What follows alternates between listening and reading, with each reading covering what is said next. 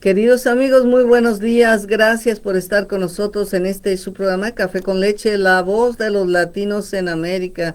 Estamos transmitiendo desde hermosa 1470 AM, 96.9 FM, también en Facebook Live, si nos quiere ver en Facebook Live. Y tengo conmigo a Michael Dutton, que es mi co-host los días miércoles. Y tenemos el día de hoy el honor de tener al doctor Maziyar Amini. Él es un gastroenterólogo de Kaiser Permanente, gastroenterólogo y hepatólogo, que nos va a hablar del mes, de este mes, que es el mes de marzo, que es el mes de la concientización del cáncer de colon y recto. Good morning, doctor. Thank you for coming back, Dr. Amini. How are you? Good. Thank you so much. Thank you for having me back on. It's a pleasure. Good. Let me please tell us something about yourself and your role at Kaiser Permanente, please. Sure. I am the chief of the gastroenterology and hepatology department at the Lancaster division of Kaiser Permanente. I've been with Kaiser for over a decade now, and we're very happy to come onto your show and talk about this very important month for awareness on colorectal cancer and its prevention.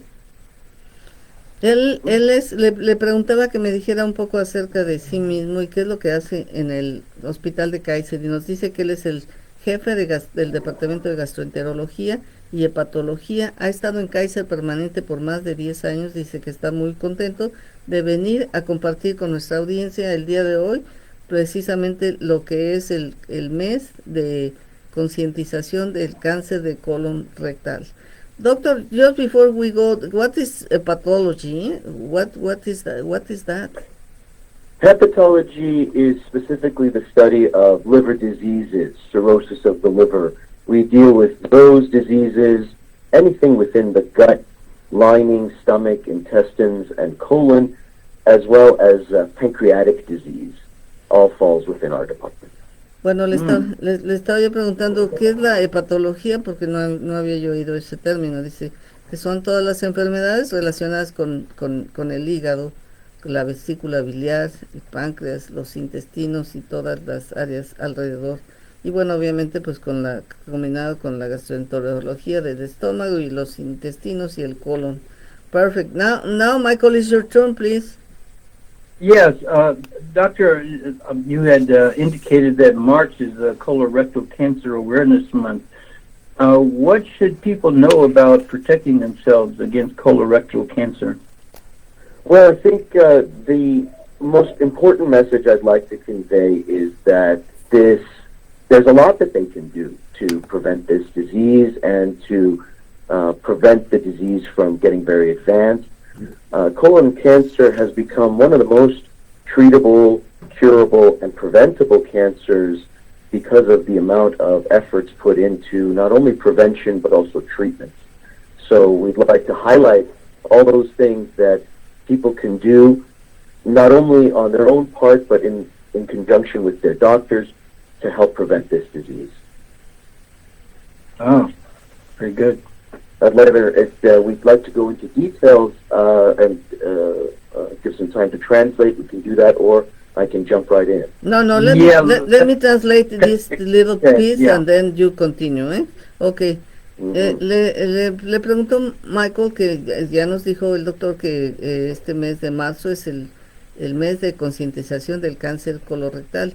¿Qué deberían hacer las personas para saber cómo protegerse a sí mismo en contra del cáncer en el colon y en el recto? Dice, bueno, esta condición se ha convertido en una de las más curables, dice, porque se ha hecho mucha investigación más curables y que pueden ser prevenidas. Dice, y este es un trabajo que han hecho todos los científicos a través de descubrir cómo curar, pero también con el trabajo de los médicos con los pacientes para hacerles notar cómo pueden prevenir que este cáncer se desarrolle. Okay, doctor, now tell us how can we prevent this kind of cancer? So I think there are several things we can do that are good for the entire body and good for the colon. One is controlling weight, obesity seems to be one of the highest risk factors for multiple cancers and also one for colon cancer. Exercise on a daily basis seems to be universally beneficial. And diet seems to be particularly important for colon cancer. We have now linked this to quitting smoking, which we have told people for years, but now we're also telling folks to increase their fiber intake, more fruits and vegetables, less red meat, including and particularly processed meats. Hot dogs, sausage, bacon, these kind of cured meats, we recommend people limit their intake to about once a month and limit red meat intake to about once a week. And in conjunction with that, lots of fiber, fruits, vegetables, and whole grains constituting the majority of the diet. Ok, él nos está diciendo la manera como podemos prevenir. Dice, en primer lugar les quiero decir, es importantísimo que las personas que estén excedidas de peso empiecen a bajar de peso, porque hemos notado que el alto peso, el exceso de peso es uno de los factores de riesgo más importante para el colon de cáncer, pero para también otras muchas condiciones. El ejercicio siempre es bueno para todos, así es que lo que también se recomienda es que se ejercite periódicamente todos los días, que se tenga una dieta mejor. Dice, por supuesto, eso nos va a ayudar a prevenir el cáncer de colon. Dice, la recomendación que hemos hecho de muchísimos años anteriores ha sido el no fumar, absolutamente dejar de fumar, y además de incrementar el número de alimentos que tomamos que tienen fibra, o sea, nos estamos refiriendo a las frutas y vegetales. También debemos de comer menos carne roja, dice, debemos de limitarla solamente a una vez a la semana y no comer carnes procesadas. Y cuando estamos hablando de carnes procesadas son como las salchichas, los chorizos, el jamón y todo ese tipo que ya viene procesado. Dice, eso deberíamos de comerlo solamente una vez al mes y no tan frecuentemente como se hace en estos tiempos. Así es que, y sobre todo, dice, lo que les recomiendo es el consumo reemplazar el consumo de las carnes con el consumo de frutas, verduras, vegetales. Eso es lo que nos va a sacar adelante. So, is there any special fruit? I'm sorry, go ahead, Michael, please. Yeah, I was wanting to know, if somebody thinks they have it or they want to check to see if they have it, what kind of tests can be done to detect colorectal cancer? Excellent. I think the most common recommendations are two types of tests to use in conjunction with your doctors to help prevent colon cancer. And one is the stool testing for hidden blood within the stool sample.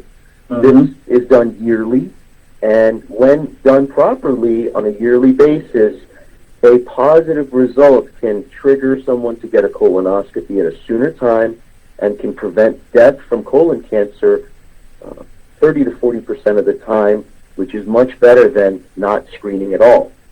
The colonoscopy, which is a procedure looking inside the colon with a small camera, can be the most powerful tool to detect early polyps.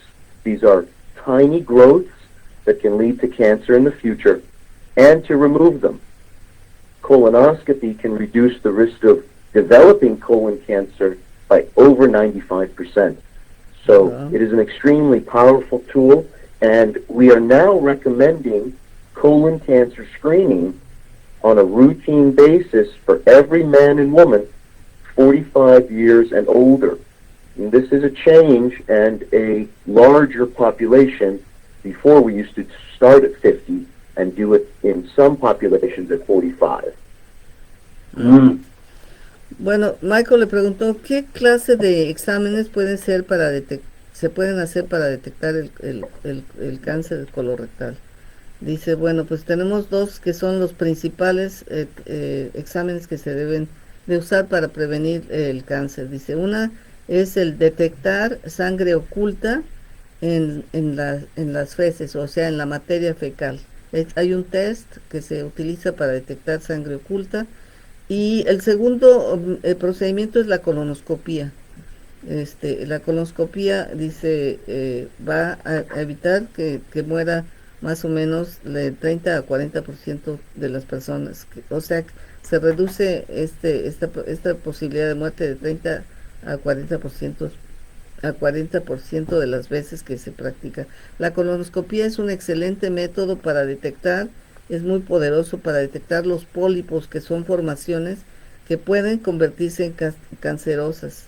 Y entonces dice, estas pueden ser removidas oportunamente, porque ya se detectó a través primero del examen de encontrar sangre en la materia fecal. Entonces se va al siguiente procedimiento, que es el procedimiento de la colonoscopía, y ahí dice, ahí se detecta, se remueven los pólipos, y eso que hace que se pueda reducir hasta en un 95% la posibilidad de que alguien tenga cáncer.